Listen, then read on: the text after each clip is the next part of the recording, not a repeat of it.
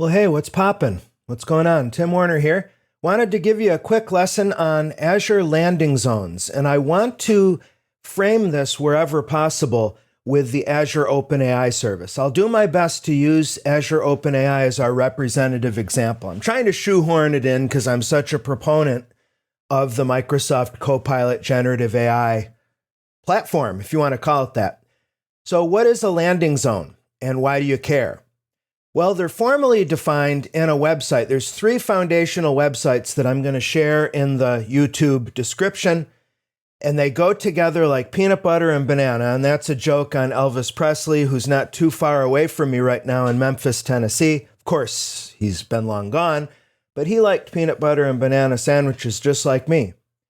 The Microsoft Cloud Adoption Framework, or CAF for short, is a collection of guidance and best practices. Now, what does this mean, best practices?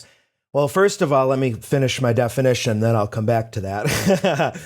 It's a collection of proven practices that helps you in your cloud adoption journey. So maybe you're a greenfield and you're doing a cloud first, cloud only. That's always a fun experience. You got maximum flexibility there, but I find the 80% scenario, and as you can see in the overview, you're linked right on the Cloud Adoption Framework homepage to start looking at the scenarios, to start downloading tools, solution accelerators, and ultimately, I want to go to the Get Started page to actually show you how it's set up. It's actually a little bit confusing. In the doc set, we've got the landing page, then about the framework. That's the specific article I wanted to show you because the CAF is a life cycle that Microsoft presents, again, with the goal of helping you avoid the pitfalls that people who have gone before you have encountered in terms of their cloud adoption. Just about every conceivable scenario you can imagine is encapsulated in these things: lift and shift migrations into Azure, cross-cloud, multi-cloud migrations.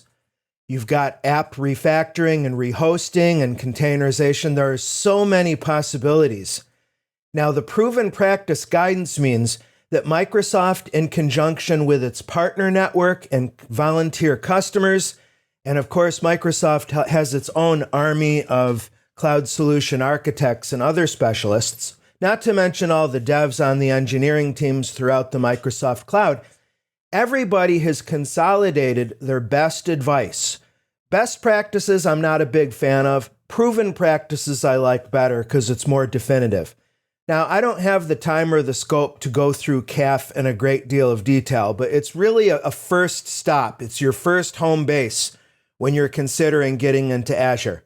Now, what I want to go over in particular with landing zones are, as you can see in these levels in their framework. First, you're defining your business justification, your expected outcomes. What are your actionable adoption plans? Ready is where you're actually starting to lay in your landing zones. Migrate for those workloads. Innovate, where if you've got monolithic web applications that you can see running, say, an Azure Kubernetes service, there's migration paths for similar. Security, management, governance, and organization. Now, you might think, wow, those are a lot of pillars. Do I have to implement all that guidance myself? No, and that is the magic, if you want to call it that, of the landing zone. And in the ready phase in the Microsoft Cloud Adoption Framework for Azure, this is where it's formally defining it. So what does it say? A landing zone hosts the workloads that you plan to build in or migrate to the cloud. And then it goes in with some more vocabulary, differentiating platform landing zones and application landing zones. Basically, your platform landing zone are all of your Azure and Microsoft Cloud and maybe even management solutions and other clouds are on premises. But the platform landing zone defines in Azure what you're doing in terms of your identity and auditing and compliance and just the framing of your solutions. Then you also have the concept of application or workload specific landing zones. Now, the metaphor is very simple. Think of you're on an island. I mean, I'm being a little bit creative in my definition here, but imagine you're on an island. You took a boat to get to this remote island, and now a plane needs to come in and resupply you. you're going to spend time preparing and curating a landing zone where that plane can safely come in. Similarly, we have deployment templates, or we will use deployment templates, and they don't have to be bicep or even ARM JSON. Microsoft supports HashiCorp Terraform almost as well as it does its own stuff, to Microsoft's eternal and lasting credit. And so the idea, if I keep recursing on it, is that you want to measure twice and cut once. And the bottom line is, by embracing these landing zones, you don't have to adopt them in toto, because there's plenty of them that the community, and again, people like Jack Tracy are people that you want to follow on LinkedIn, Tracey. That dude has forgotten more about landing zones than I'll ever know. And I can give you some other names as well, but definitely Jack is one that you need to follow for this stuff. Now, I want to, again, just hands-on, boots on the ground. Let me switch over to Visio. There's a couple landing zone well, you can find lots of landing zone solution accelerators and Visio files. I just downloaded a couple. One you'll find, it's also hosted at GitHub under the Azure organization, is this enterprise scale architecture.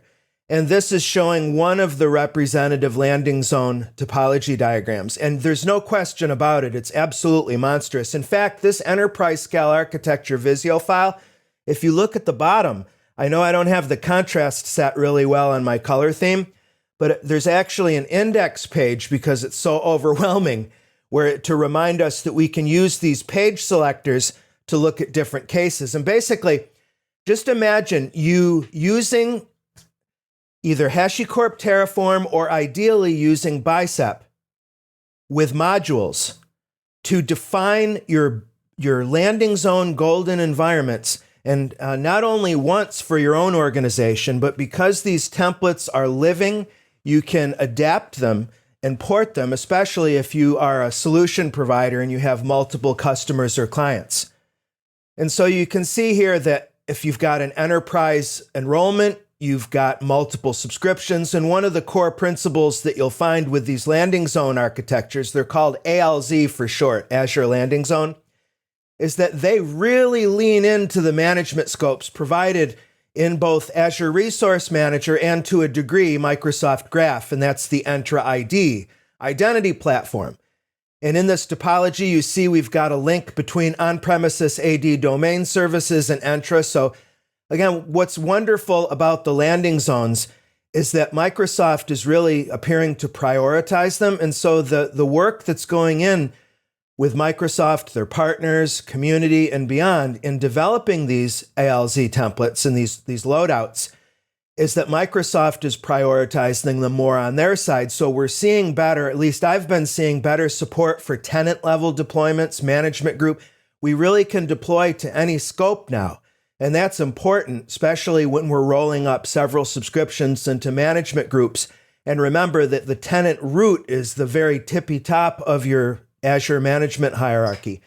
So we've got a subscription for management where we're doing automation, we're doing our log analytics monitoring and alerting, our Azure policy. We've got a subscription to contain and constrain costs for our hybrid cloud termination. If we're doing Azure DNS private resolver with private link, which we most likely are, we're encapsulating those in that subscription. And then for different applications, I've got another example. Let me switch my window. Oh, or not. Looks like I can't get to it. Here we go. Another Visio file I grabbed. This one is called Azure Landing Zone Open All Video. I just got it from the CAF or in the Azure Architecture Center, which we'll look at shortly. This is an easier to understand example where you've got a landing zone that's defining a more straightforward hybrid cloud, where we've got a connectivity. Now, again, you don't have to do this. You don't have to break all this out into subscriptions. And a common question is, look, some of these ALZ deployments that Microsoft offers in GitHub are way too complicated. I've got a very important power user tip on addressing that I think you'll like a lot. At least I hope so. It has to do with generative AI, in case you can't stand the suspense. So this particular example, as I mentioned, I wanted to bring in Azure OpenAI service, a nice pattern for securely consuming your GPTs and your DALL-Es in Azure OpenAI. is to take advantage of the private endpoint, which means that we will communicate not only with our models and deployments in Azure OpenAI service, but also securely with any fine-tuned data that we've got in Azure storage.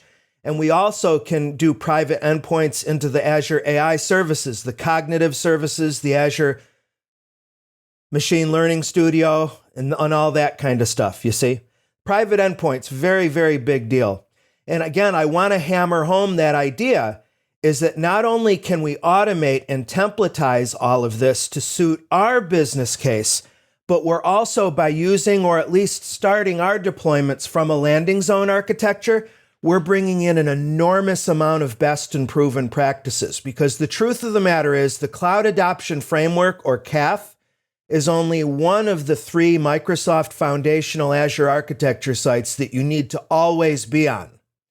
Another one is the Azure Well-Architected Framework, or WAF, as Microsoft people call it.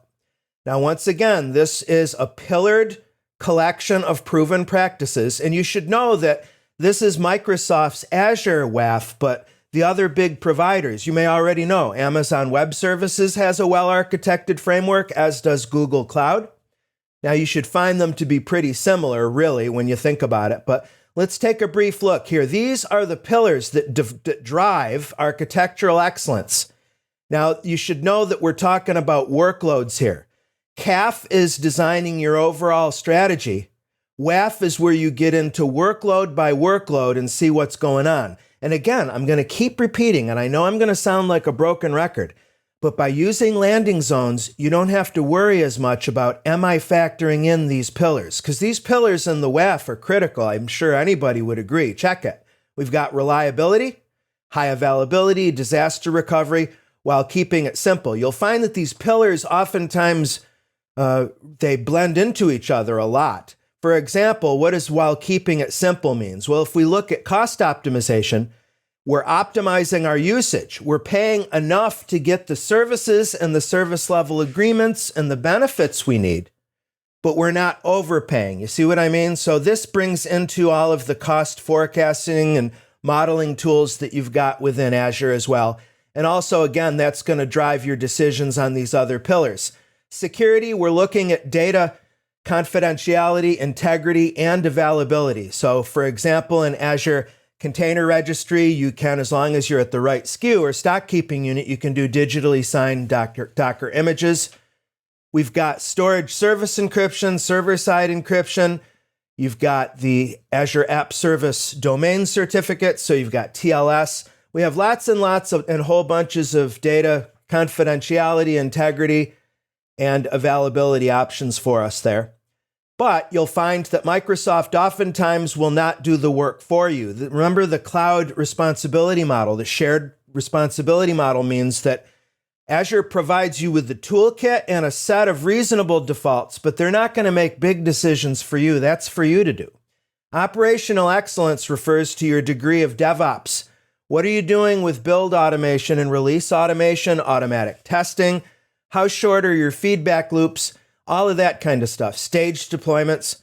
Performance efficiency is handling load, not actually going in and out of availability. That's reliability. But performance efficiency means, can your customers can they expect a solid, predictable performance level, regardless of how many customers there are, whether you're on a spike or a lull? And once again, these pillars come together because in designing a load balancing solution, we're also keeping in mind these other pillars, very much so cost optimization. You see what I mean? Now, right below the Microsoft Azure Well-Architected Framework, we have a reference to the third and final of these critically important Azure architecture websites, and that is the AAC, or the Azure Architecture Center. Now, this is actually a sub-page in the Azure Architecture Center. This is the landing page right here, and very conveniently, check this out. You might just want to bookmark the AAC because, as you can see, at the very tippy top, we've got a link to the Well-Architected Framework as well as the Cloud Adoption Framework. Pretty nice. Now, the centerpiece of the Azure Architecture Center, in my humble opinion, are the reference architectures, because what you have here is an opportunity to combine all of the best practices of the CAF and the WAF, and landing zones potentially, into a reference architecture that you can just use as reference, or sometimes, not always, the people who created or submitted the architecture to the center will give you a link to GitHub. Let's see if we can find one of those. Now, I don't have one canned. I'm actually going to be searching live. Let's look for Azure OpenAI service first. 19 results. What if I do OpenAI service reference? Reference is a good keyword to look for reference architectures. Let's see if I can find one. Implement logging and monitoring Azure OpenAI chat baseline architecture in an Azure landing zone. Now, seriously, I just discovered this live. So if we click into that definition, we can see we're in the Azure Architecture Center under Design Architecture. This is another way to browse it, actually. Now, again, there's not a huge amount of standardization, so you'll want to browse to see what's offered here. They give you an architecture diagram and some workload resources and some detailed guidance for sure, but okay, here we go. Look for the box. Tip, the Azure OpenAI chat baseline reference implementation. Sweet, that's what we need. So we can click out to there. Now, some of the GitHub orgs you'll want to take a look out for are Azure and Azure samples and so on. This is Azure dash samples. There's a lot out on GitHub actually regarding that, but I'm just going to go ahead and grab the clone URL on this guy and let me switch over to my editor, VS Code, and I'm going to, do I actually want to clone this in? Not really, to be honest with you. Well, I'll tell you what, I'm going to go in a little different direction because in VS Code, I already have some landing zone stuff already in here. And here's a pro tip for you. If you plan to use GitHub Copilot in VS Code, make sure that you've got your source code once you can right click and add folders and so on, and then save your environment as a workspace, which mine is. That's going to give you much better use when you're using GitHub Copilot. And that's actually what I wanted to do here as I'm starting, I think, to round out this brief lesson. I didn't intend this lesson to be particularly long. Well, it was targeted as an hour, to be honest with you, but we don't have any Q&A because I don't yet have the setup to go live on YouTube. But anyway, we're looking at a couple. One is that enterprise scale, and the other I have called tenant deployments. So what do I want to show you here? Let me take a look. When you are at GitHub finally and you get to one of these reference deployments, sorry that I keep ping-ponging back and forth. It occurred to me that we were actually looking for an OpenAI example. So let's actually stay here before we get into my editor. So once you've reached what could be a workable candidate for your use as a landing zone, you want to take a look, obviously, and read the README. I mean, let me tell you what I do. I'm going to look who published it, first of all. This is from Microsoft. It's a verified publisher. Number two, I'm going to look at its activity. You could either go to the activity graph and see how active is this repository, how many contributors are there, and frankly, I don't say I'm judgy because I don't think I am, but I will look for hallmarks of a well-tended repo. There's a contributing, there's quite a bit. Let's see, we've got website, infrastructure as code, docs. It's laid out fine. Again, we're going to read the README. But what you'll find is depending on who specifically creates the landing zone and where it actually lands in GitHub, you may find JSON with bicep. You might find only bicep and modules. This one's using both JSON, bicep, and modules. That's probably the most common scenario because let's face it, when we're in Azure using first-party solutions, you're going to use bicep. And we can take a look at a representative bicep file. And again, this is something I would evaluate as the quality of the bicep. So this one is doing, it's got a parameter or a variable set to do a default scope. And again, if you've used bicep, it's meant to be an abstraction. It's a domain-specific configuration language that abstracts the complexity and awkwardness of trying to use JSON as a deployment language. So what did I mean when I said earlier I have some potential helps on this? Well, let me frame it to you this way. If I go back to Visio, do you really want me to? When you start looking at some of these reference, even the ones that are supposedly more simple, I mean, I've worked for some of the biggest companies in the world, so I know that. And I also know there's a whole lot of businesses in the world that this is overkill for. So check this out. What you might want to do is load up your VS Code with one or more of these repos, create a workspace so you've got an environment to come back to. And also, the requirement, and this is unfortunate, is that my solution, if you want to call it that, relies on generative AI, specifically GitHub Copilot. So if you don't know, GitHub Copilot is a GPT implementation, a generative AI intelligent chatbot that's going to give you programming advice live as you work. You can sign up at github.com, and then once you've done that, you'll need to, in your editor, install the appropriate extensions. There's GitHub Copilot and GitHub Copilot Chat. You need them both, and you will then be signed in to those extensions. You can get that over here in your accounts. Right-click in the activity bar, make sure you've got accounts. There it is. Okay, good. So I've signed into GitHub. I've got GitHub Copilot. Now, here's what I suggest. So you've loaded up one or more Azure zones. Maybe you're really being experimental and you've loaded way more than you could use. That's actually a good thing, and I'm going to show you why. I'm going to bring out my GitHub Copilot Chat, and I'm going to throw in @ is becoming the standard way to address GPTs or generative AI models in general. And I think it's appropriate given that that's how we reference humans and any Power Virtual Agent bots. So anyway, we can use the @workspace, which is technically here. This is my understanding, and I always stand to be corrected. If anybody's watching this who's from GitHub, who knows anything about this, please contact me, will you? @workspace is supposed to help you ask questions about the workspace object in VS Code, which happens to be my source code. So I submit to you that we can say @workspace and say, for example, I don't need all these landing zones. Can you give me a small one that, or instead of give me, sometimes the language, well, it's not sometimes, always the language is the important thing when you're doing a generative AI prompt. Can you generate me some bicep that uses these principles but deploys only an ACR instance at the top SKU with image signing enabled? So I'm just asking I'm asking GitHub Copilot to look at my workspace, enumerate all of this way too much. Again, there's quite a bit in here, but it's overwhelming. And you want to start with the README and take a look. Here, there's links to topologies and flows and stuff. If you're looking at a Microsoft curated landing zone library, to their credit, they do a pretty good job, the best job they can trying to simplify complexity. Let's go back here to chat and see what it's doing. Now, you don't have to use GitHub Copilot for this. You can just as well use something like ChatGPT. You know, that's actually a pretty good idea.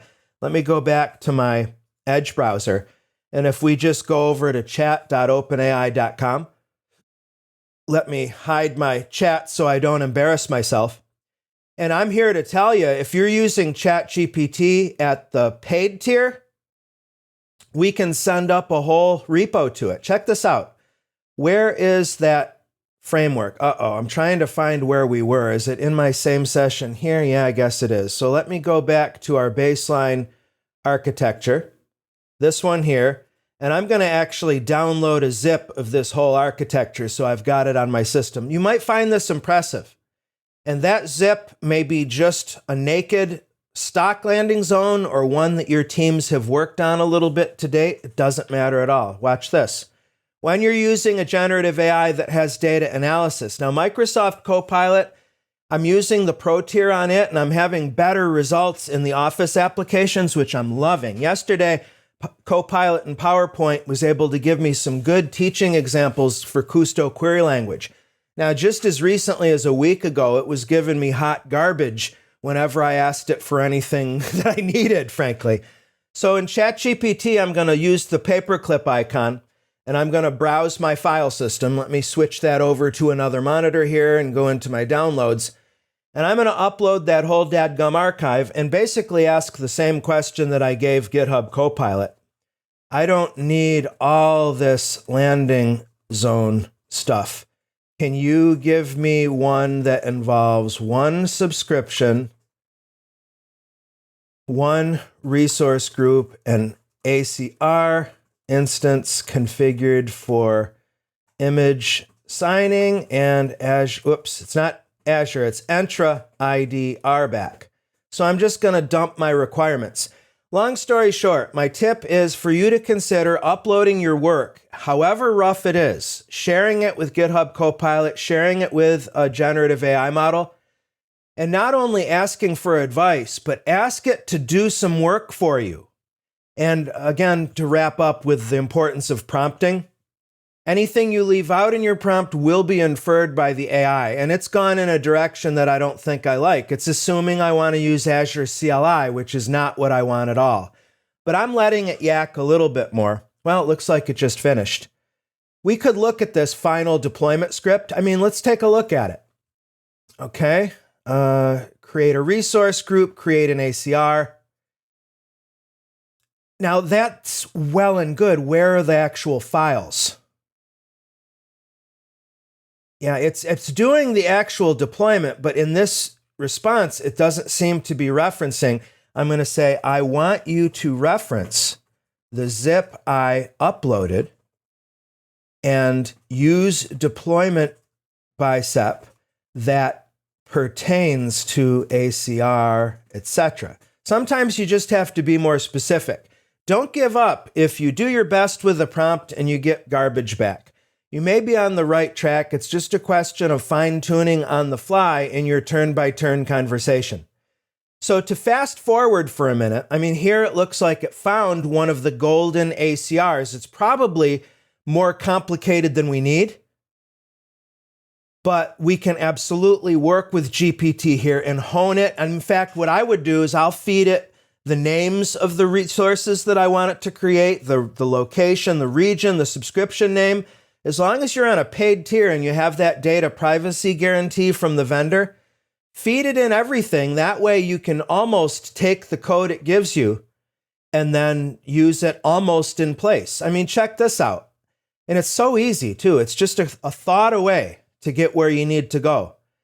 You might decide that this is beautiful, but we are a PowerShell shop. No problem. Check this out. That's great. It's great to give the AI feedback, positive or negative, because it will take that into consideration in the next turn. I'm going to say now, please give me a single code listing of that same exact work, but in Azure PowerShell. And again, in my system message, I'll want to remind it, but I'm going to say now, use the latest AZ modules you are aware of. And hopefully the Gen AI can get out onto the internet to make sure that it is in fact using the latest of those modules, you see. But without any muss, fuss, or greasy aftertaste, as you can see, we now have that very same operation in a more compact way even, using Azure PowerShell. And we could make this a Python script, or whatever it is that we wanted to do. Great stuff. All right, well, I don't want to go more than a half hour for this session. So to wrap things up as neatly as I can, we've got these three interrelated websites. The Cloud Adoption Framework for initial cloud planning, adoption guidance. You've got the Well-Architected Framework, or WAF, which I've got somewhere around here, and the Azure Architecture Center, which, among other things, it has a lot more than just the reference architectures, but it has a whole bunch of those architectures, some of which you can grab from GitHub and then refine them with the help of generative AI, as I suggest. Well, fantastic. My contact information, I'll give it to you audibly. Best thing to do is find me on GitHub, timw.info/LinkedIn. That's the social that I'm standardized on now. It's a direct pipeline. So let's connect there, all right? I hope you enjoyed this training. Until next time, thanks.